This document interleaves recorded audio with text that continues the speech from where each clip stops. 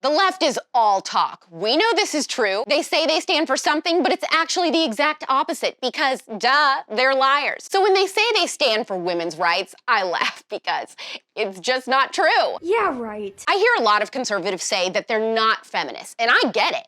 And I hear leftists claim they're the end-all be-all for feminism. So I've got to ask, who are the real feminists, conservatives or leftists? And can she please stand up so we can settle this once and for all? Stand up, Joe. Just stand up, Joe.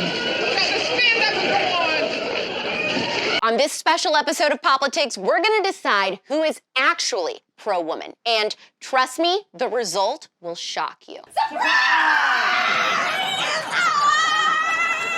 I'm AlexClark, and this is your quick politic on feminism.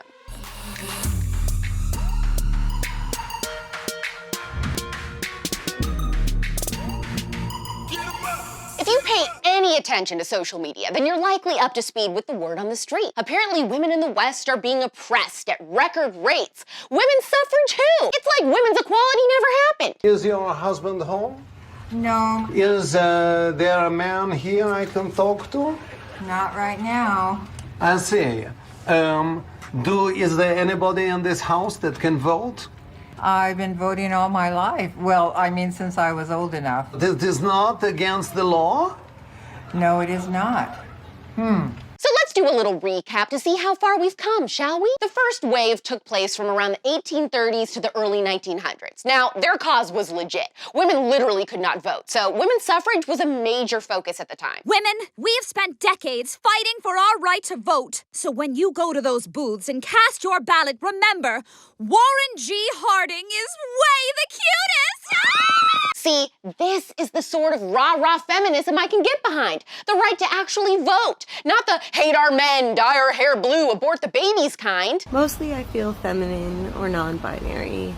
Today I'm feeling really femme. Then in the 1960s came the second wave. This time, women had more rights than they did when the first wave began, except feminists were fighting for reproductive rights, like abortion, rights in the workplace and in the family. Think Mad Men, burn your bra, march against Vietnam, all the cliche feminine stuff that comes to mind. I'm not stupid. That wave lasted like 2 decades, and the movement actually had ties to other movements like the gay and lesbian, black civil rights, Chicano rights, and the Asian America civil rights movements, to name a few. It's safe to say that the advocacy at the time was a hodgepodge, so basically as messy and confusing as it is now. Mr. Krabs, I am so confused. Then, in the 90s through the early 2000s, there was a new wave described by the progressive women leadership as a movement that focused on the micro-politics of gender equality. I'm sorry, micro-politics? What does that even mean when it comes to feminism? Listen, bud.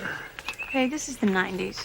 Women are treated equal. I'll admit it, the feminist movement has some big achievements to brag about, right? In America, women have achieved freedom, equal rights, and have made it into the workplace. I mean, I'm here, right? Dang, girl smurfs mean business. But wait, it didn't stop there. Today, the feminism gods have given us hashtagable movements like Me Too and Time's Up. Now, I'm not here to deny that some women have faced both difficulties in the workplace and flat-out injustices in life. The world is filled with bad people who do very bad things. But I find it so ironic that these movements come out of places that, I don't know, are guilty of the things it blames society for. Looking at you, Hollywood. Sad. The way I see feminist outrage today, it's like a vintage grievance. Not cute, not in style, and out of date. You're tacky and I hate you. So why bring up this brief little history tour? Because while early feminists fought for equal rights, today's feminists are fighting to remove the uniqueness of being a woman and trying to make them so equal that you can't even differentiate them from the men. I don't know your gender. I don't know Candace's. I don't know mine. You don't know my gender? I don't. Do I look like a woman? I don't know what a woman looks like. So, reason one why the left is actually not pro-woman, they deny the basic biology of women. Yeah, Mr. White. Yes, science. Let's look at one example. Periods. Women have periods. We don't always wish we did, but we do. And it's the left that claims men can have periods too. I read somewhere that their periods attract bears. The bears can smell the menstruation. According to publications like 17 magazine, men can menstruate. Non-binary folks can menstruate. Intersex people can menstruate. Agender people can menstruate. The fact that an organ in your body has the ability to shed its lining every once in a while does not determine who you are as a person or how the world should recognize you. It's amazing. You are 100% wrong. The popular brand Always even removed the Venus symbol from its products in the name of inclusion, suggesting, once again, that not just women have periods. I need to correct you on that point. The insanity doesn't stop with Aunt Flo. Men, or men who wish to identify as women, should also be made to feel included in the pregnancy experience, according to the left. Recently, a Harvard professor of evolutionary biology was blasted by her department's diversity director because she refused to use the woke term pregnant people. Her woke peers think that words such as male and female are dangerous. By now you should know your bitch is pregnant. If it's dangerous to specify male from female, and if male and female are merely social constructs, shouldn't we completely disregard the first wave of feminism and all those that fought for equal rights for women and what they accomplished? I mean,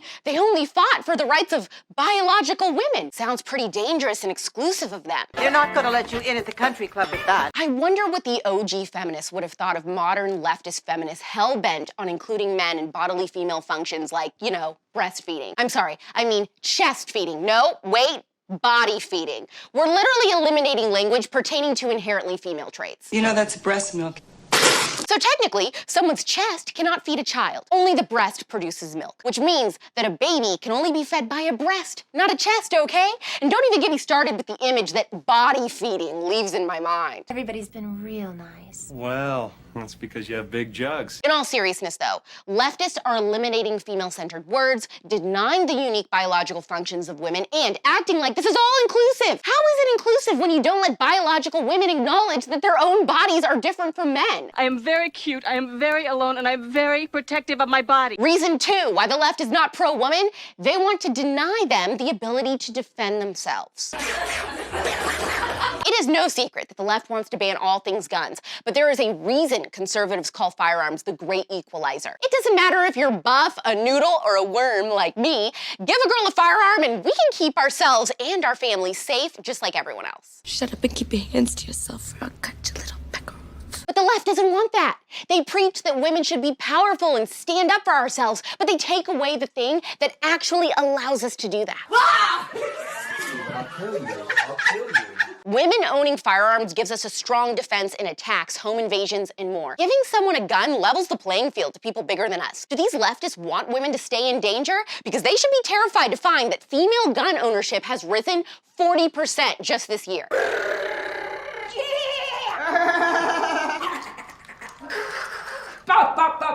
While the left tries to force victimization on you, know that conservatives support your right to defend and protect yourself like everybody else. I won't hesitate. Reason 3 why the left is not pro-woman, they're not pro-life. Sorry, not sorry, but feminism entails standing up for the rights of all women, born and unborn. Abortion not only ends the life of an unborn baby, it can also harm the women who have had the procedure. I'm not saying that pregnancy is the only defining trait women have, but it is perhaps the most significant difference we have compared to men. And rather than acknowledging the beauty of pregnancy, the left treats it as if it's something optional that can just be thrown away or a disease. And not only that, the rhetoric the left uses around abortion is misleading.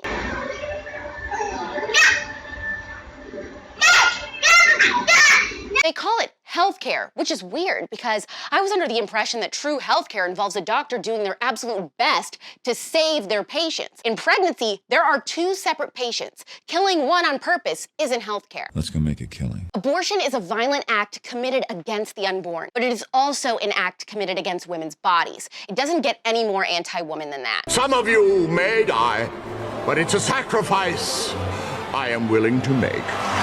Conservatives believe in preservation, as in preserving what makes women great.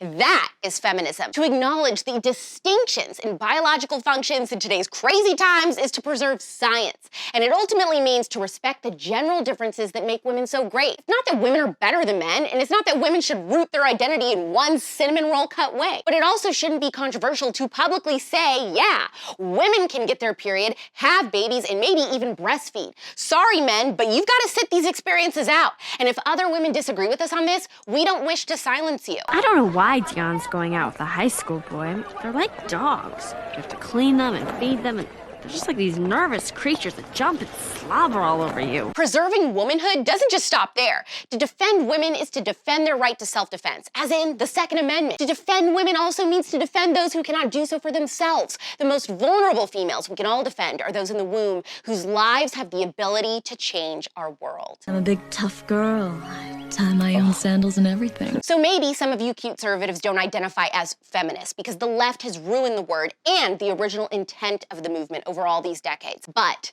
never let any leftist make you feel like you're not the most pro-woman person in the room. That's a woman who knows how to do her job. She's keeping it real. Hit the heart if you liked what I had to say today. Tag somebody in the comments that you think needs to hear this. Share it to your stories. Make sure you hit that save button. And we'll see you tomorrow at 4 p.m. Eastern, 1 p.m. Pacific. It's pop culture without the propaganda every single day. I'm AlexClark, and this is POPlitics.